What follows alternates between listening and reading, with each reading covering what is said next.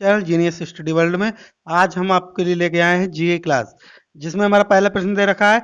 निम्न में से कौन से अंग्रेज ने भगवत गीता का अंग्रेजी में अनुवाद किया था? Option number A William Jones, option number B Charles Wilkins, option number C Alexander Cunningham, option number D John Marshall. इसका जो राइट आंसर होगा दोस्तों वो क्या होगा? Option number B Charles Wilkins ने। चार्ल्स विल्किंस ने पहली बार 1785 में गीता का संस्कृत से अंग्रेजी में अनुवाद किया था। चार्ल्स विल्किंस जो था वो एक ईस्ट इंडिया कंपनी का कर्मचारी था। ठीक है दोस्तों, हमारे सामने क्वेश्चन नंबर 2। कश्मीर में कनिष्क के शासनकाल में जो बौद्ध संगीति आयोजित हुई थी उसकी अध्यक्षता किसने की थी? ऑप्शन नंबर ए पासर्व, option number B Nagarjuna, option number C Shudraka, option number D Vasumitra.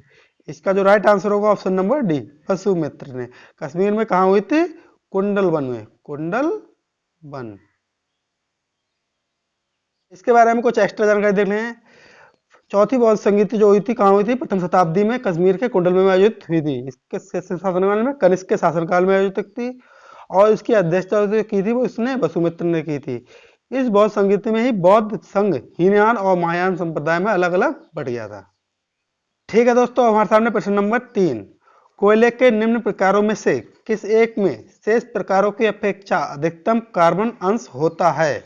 Option number ए बिटुमिनस कोयला, ऑप्शन नंबर बी लिग्नाइट कोयला, ऑप्शन नंबर सी कीट कोयला, ऑप्शन नंबर डी एंथ्रासाइट कोयला। इसका जो राइट आंसर होगा दोस्तों वो ऑप्शन नंबर डी एंथ्रासाइट कोयला में कार्बन की अधिकतम प्रतिशत होती है। अब इसके बारे में कुछ एक्स्ट्रा जानकारी देख लेते हैं। एंथ्रासाइड में जो कार्बन की परसेंटेज पाई जाती है 94 से 98%, बिटुमिनस कोयले में 78 से 86%, लिग्नाइट में 28 से 30% और पीट कोयले में 27%। तो सबसे कम किस में पाई जाती है? पीट में, सबसे अधिक एंथ्रासाइड में। ठीक है दोस्तों, अब हमारे सामने प्रश्न नंबर 4। शिवाजी के अष्ट प्रधान का जो सदस्य विदेशी मामलों की देखरेख करता था वह था? Option number A Peshwa, option number B Sachiv, option number C Pandit Rao, option number D Sumant. इसका जो राइट आंसर होगा दोस्तों वो क्या होगा? Option number D Sumant. तो उसे क्या कहते थे? सुमंत कहते थे। इसके बारे में कुछ एक्स्ट्रा जानकारी देखते हैं। पेशवा जो था वो क्या था? मंत्रियों का प्रधान था, जिसे प्रधानमंत्री के जो समतुल्य था। एक दूसरा कौन सा था? अमात्य। अमात्य वित्त मंत्री के समकक्ष था, जो राजस्व संबंधी मुद्दे देखता था। और मंत्री जो कौन था? राजा के दैनिक कार्यों की देखरेख करता था। सचिव जो राजा के पत्र व्यवहार और शाही मोहर आदि के दफ्तर में देखता था। हम लोग का जानकारी, यही हमारा क्वेश्चन है। सेनापति सैनिक प्रधान, पंडित राव दान दक्षिणा जिसे पंडित कहते हैं, न्यायाधीश कानून मामलों का निर्णायक जो न्यायाधीश। जी के जो अष्ट प्रधान थे पेशवा, अमात्य, मंत्री, सचिव, सुमंत, सेनापति, पंडित राव और न्यायाधीश थे, जिन्हें अष्ट प्रधान कहा जाता था। ठीक है दोस्तों, हमारे सामने प्रश्न नंबर 5। बी आर अम्बेडकर का संविधान सभा में निर्वाचन हुआ था? Option number A Pashchim Bangal, option number B Mumbai presidency, option number C तत्कालीन Madhya Bharat, option number D Punjab. इसका जो राइट आंसर होगा दोस्तों वो क्या होगा? Option number A Pashchim Bangal से चुने गए थे बी आर अम्बेडकर जी। अब हमारे सामने प्रश्न नंबर 6। अंडमान और निकोबार द्वीप समूह में सर्वोच्च पर्वत सैडल पीक स्थित है? ऑप्शन नंबर ए बृहत निकोबार, ऑप्शन नंबर बी मध्य अंडमान, ऑप्शन नंबर ए बृहत निकोबार, ऑप्शन नंबर बी मध्य अंडमान, ऑप्शन नंबर सी लघु अंडमान, ऑप्शन नंबर डी उत्तरी अंडमान। इसका जो राइट आंसर होगा दोस्तों वो क्या होगा? ऑप्शन नंबर डी उत्तरी अंडमान में स्थित है सैडल पीक, जो अंडमान निकोबार की सबसे ऊंची चोटी है। अब इसके बारे में कुछ एक्स्ट्रा जानकारी देख लेते हैं। सैडल पर्वत भारत के अंडमान निकोबार द्वीप समूह का सबसे ऊंचा पहाड़ है। ये उत्तरी अंडमान द्वीप समूह पर स्थित है। ये और सैडल पीक राष्ट्रीय उद्यान भी द्वारा घिरा हुआ है। उत्तरी अंडमान की सैडल पीक चोटी जो है 737 मीटर ऊंची है। माउंट थूलियर ग्रेट निकोबार द्वीप की सबसे ऊंची चोटी है। अब हमारे सामने प्रश्न नंबर 7। निम्न में से कौन सा दर्शन षट दर्शनों में सर्वाधिक प्राचीन है? ऑप्शन नंबर ए सांख्य दर्शन, ऑप्शन नंबर बी योग दर्शन, ऑप्शन नंबर सी वैशेषिक दर्शन, ऑप्शन नंबर डी कर्म मीमांसा। जो प्रश्न नंबर 7 का जो राइट आंसर होगा दोस्तों क्या होगा? ऑप्शन नंबर डी कर्म मीमांसा सबसे पुराना दर्शन है। ठीक है दोस्तों, हमारे सामने प्रश्न नंबर 8। भारत के दक्षिणी छोर को स्पर्श करने वाली अक्षांश रेखा है? Option number A 8 degree 4 minute, option number B 7 degree 8 minute, option number C 10 degree 4 minute, option number D 9 degree 4 minute. इसका जो राइट आंसर होगा दोस्तों क्या होगा, option number A 8 degree 4 minute. और उत्तरी जो है वो 37 डिग्री 6 मिनट। तो जो दक्षिणतम बिंदु ऐसे कहते हैं इंदिरा पॉइंट, और जो उत्तरी बिंदु है ये वाला 37 डिग्री 6 मिनट इसे कहते हैं इंदिरा काल, जो कश्मीर में पाया जाता है। ये कहा जाता है कन्याकुमारी। तो हमारे सामने प्रश्न नंबर 2, लोयस किस प्रकार की मिट्टी है? ऑप्शन नंबर ए पवन निक्षेपित, ऑप्शन नंबर बी नदी निक्षेपित, ऑप्शन नंबर सी ज्वालामुखी निक्षेपित, ऑप्शन नंबर डी काली मिट्टी। इसका जो राइट आंसर होगा दोस्तों क्या होगा, ऑप्शन नंबर ए पवन निक्षेपित। लोयस मिट्टी, जो लोयस की मैदान होता है वो पवन निक्षेपित होते हैं। ठीक है दोस्तों, इसके बारे में एक्स्ट्रा जानकारी देख लेते हैं। लोयस का मैदान मरुस्थल के क्षेत्र में बालू और रेत हवा के द्वारा उड़ाकर ले जाती है। इस स्थान पर इसे निक्षेपित करती है, वहां बालू का एक मैदान बन जाता है। इन मैदानों को लोयस कहा जाता है। सबसे बड़ा लोयस का मैदान गोबी मरुस्थल है, जो चीन में पाया जाता है। और पवन निक्षेपित एक दूसरी आकृति होती है जिसे कहते हैं बरखान कहा जाता है, जो अर्धचंद्राकार बालू के टीले होते हैं। इसके अलावा नदी निक्षेपित कुछ आकृतियां होती है, वी आकार की घाटी, जलोढ़ शंकु, गार्ज, जलोढ़ पंख, कैनियन, प्राकृतिक बांध, छिप्रिका, बड़का मैदान, जलप्रपात, विसर्प, अवनमन कुंड, गोखुर खील, जलगर्तिका, डेल्टा, विसर्प आदि ये सब नदी निर्मित। ठीक है दोस्तों, हमारे सामने प्रश्न नंबर 10, निम्न में से राष्ट्रपति किस एक को छोड़कर सभी को नियुक्त कर सकता है? ऑप्शन नंबर ए प्रधानमंत्री, ऑप्शन नंबर बी राज्यपाल, ऑप्शन नंबर सी उच्च न्यायालय के न्यायाधीश, ऑप्शन नंबर डी राज्यसभा का सभापति। इसका जो राइट आंसर होगा दोस्तों वो क्या होगा, ऑप्शन नंबर डी राज्यसभा का सभापति। अब इसके बारे में कुछ एक्स्ट्रा जानकारी देख लेते हैं। राष्ट्रपति द्वारा जो नियुक्तियां की जाती हैं वो निम्नलिखित हैं: प्रधानमंत्री, मंत्रिपरिषद के अन्य मंत्री, भारत का महान्यायवादी, नियंत्रक एवं मालिका परीक्षक, उच्चतम न्यायालय के न्यायाधीश, राज्यों के राज्यपाल, उच्च न्यायालयों के न्यायाधीश, संघ लोकसभा आयोग के अध्यक्ष और सदस्य, वित्त आयोग के अध्यक्ष, इन सबकी नियुक्ति राष्ट्रपति द्वारा की जाती है। ठीक है दोस्तों, हमारे सामने प्रश्न नंबर 11, रविंद्रनाथ टैगोर भारत के अलावा किस देश के राष्ट्रीय गान के रचयिता थे? Option number A Nepal, option number B Canada, option number यहाँ पर सी होगा Bangladesh, option number D Sri Lanka. तो इसका जो राइट सोनार। ठीक है दोस्तों, इसका जो राइट आंसर होगा ऑप्शन नंबर सी बांग्लादेश, जो अमार सोनार नाम से इनका राष्ट्रीय गान, अमार सोनार नाम से राष्ट्रीय गान है, जो बांग्लादेश का है। इसके रचयिता भी रविंद्रनाथ टैगोर थे।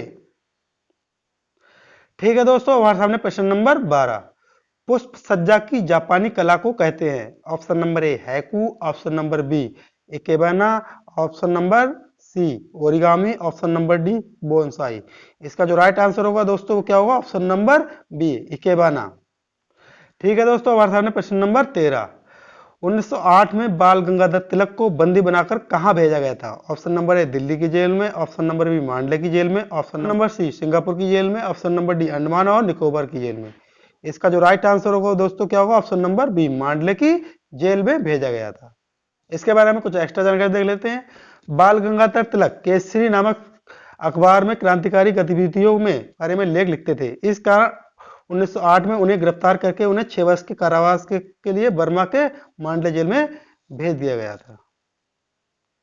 नंबर 14, अरावली पर्वत श्रृंखला निम्न नदी प्रणाली से विभाजित होती है? ऑप्शन नंबर ए चंबल और Saraswati, option number B Chambal और Sabarmati, option number C Narmada और Manas, option number D Luni और मानस।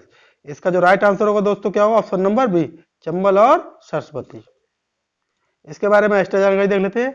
अरावली पर्वत श्रृंखला चंबल एवं सरस्वती नदी द्वारा विभाजित होती है। चंबल नदी मऊ मध्य प्रदेश के समीप स्थित जनापाव पहाड़ी से निकलकर राजस्थान से होकर इटावा में यमुना नदी में मिल जाती है। साबरमती नदी भी उदयपुर राजस्थान से निकलकर कच्छ के रण में खत्म हो जाती है। और यही दोनों अरावली पर्वत श्रृंखला को 2 भागों में विभाजित करती हैं। ठीक है दोस्तों, हमारे सामने प्रश्न नंबर 15, किस एक प्रकार के नृत्य से संबंधित थे? Option number A Kuchipudi, option number B Kathak, option number C Bharatanatyam, option number D Mohini Attam. प्रश्न का जो राइट आंसर होगा दोस्तों क्या होगा, ऑप्शन नंबर बी कथक से संबंधित हैं। अब इसके बारे में कुछ एक्स्ट्रा जानकारी देख लेते हैं।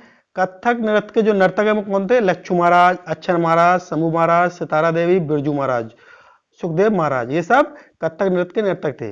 और भारतनाट्यम के यामिनी कृष्णमूर्ति, अरुंडेल रुक्मणी देवी, मलाविका, सारकोई, रामगोपाल, बैजंती माला, कोमल वर्धन, ये सब भारतनाट्यम के नर्तक थे।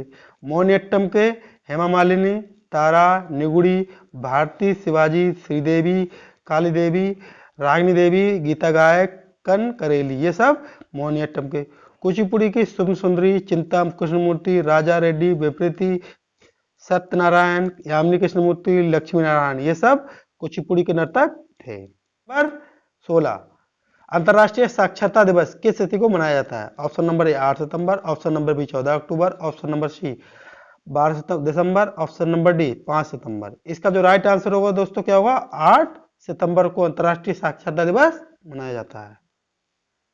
ठीक है दोस्तों, अब हमारे सामने प्रश्न नंबर 17, दूध उदाहरण है।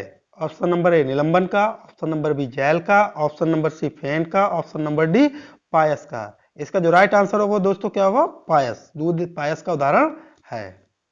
ठीक है दोस्तों, हमारे सामने प्रश्न नंबर 18, बांग्लादेश की सीमा से भारत का निम्न में से कौन सा राज्य सटा नहीं है? Option number A Manipur, option number B Meghalaya, option number C Tripura, option number D Pashchim Bangal. प्रश्न नंबर 18 का जो राइट आंसर होगा दोस्तों वो क्या होगा? ऑप्शन नंबर ए मणिपुर सटा नहीं है। अब इसके बारे में कुछ एक्स्ट्रा जानकारी देख लेते हैं। बांग्लादेश की सीमा को साझा करने वाले भारतीय राज्य जो हैं वो कौन से हैं? असम है, पश्चिम बंगाल है, मिजोरम है, मेघालय और त्रिपुरा। ये 5 राज्य जो हैं बांग्लादेश की सीमा से सटे हुए हैं। और सबसे ज्यादा सीमा जो बांग्लादेश से साझा करता है वो कौन है? त्रिपुरा, जो से बांग्लादेश ने तीनों ओर से घेर रखा है। ठीक है दोस्तों, हमारे सामने प्रश्न नंबर 19, निम्न में से किस एक की कमी से दांत की बीमारी होती है? Option number A zinc, option number B fluorine, option number C manganese, option number D aluminium. Answer होगा कि दोस्तों क्या होगा? ऑप्शन नंबर बी फ्लोरीन की कमी से दांत की बीमारी होती है, दंत क्षय होने लगता है। और 5 पीएच से अगर कम है तब भी दंत क्षय होना शुरू हो जाएगा। ठीक है दोस्तों, हमारे सामने प्रश्न नंबर 20, निम्न में से कौन सा युग्म सही है? ऑप्शन नंबर ए अश्वघोष Vikramaditya, option number B Banabhatta Harshavardhana, option number C Harisena Kanishka, option number D Kalidasa Samudragupta. इसका जो राइट आंसर होगा दोस्तों वो क्या होगा? Option number B Banabhatta Harshavardhana के संबंध में हैं। हमारे सामने प्रश्न नंबर 25, निम्न में से कौन सा युग्म सही सुमेलित नहीं है? Option number A Hirakuda Orissa, option number B Farakka Pashchim Bangal, option number C Tehri Uttar Pradesh, option number D Beas Punjab. Option number C Tehri Uttar Pradesh, क्योंकि टेहरी जो बांध पाया जाता है वो कहाँ पाया जाता है? उत्तराखंड में पाया जाता है। इस तरह से option number C is right answer. ठीक है दोस्तों, हमारे सामने प्रश्न नंबर 22, हाइड्रोफाइट किसे कहते हैं? ऑप्शन नंबर ए बिना जल का पौधा, ऑप्शन नंबर बी बिना मिट्टी का पौधा, ऑप्शन नंबर सी बिना कार्बन डाइऑक्साइड का पौधा, ऑप्शन नंबर सी इनमें से कोई नहीं। इसका जो राइट आंसर होगा दोस्तों वो क्या होगा? ऑप्शन नंबर बी बिना मिट्टी का पौधा, जिसे हाइड्रोफाइट कहा जाता है। सही युग्म नहीं है। Rangaswamy cup hockey, option number B Deodhar trophy cricket, option number C Rovers cup football, option number D Federation cup badminton.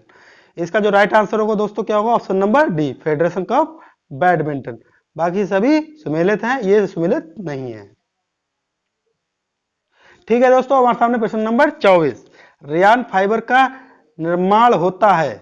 Option number ए पेट्रोलियम से, ऑप्शन नंबर बी रसायन से, ऑप्शन नंबर सी लुगदी से, ऑप्शन नंबर डी नेफ्था से। इसका जो right answer होगा दोस्तों क्या होगा? लुगदी से। और मानव निर्मित प्रथम रेशा जो था वो भी कौन सा था? रेयान था, रेयान फाइबर।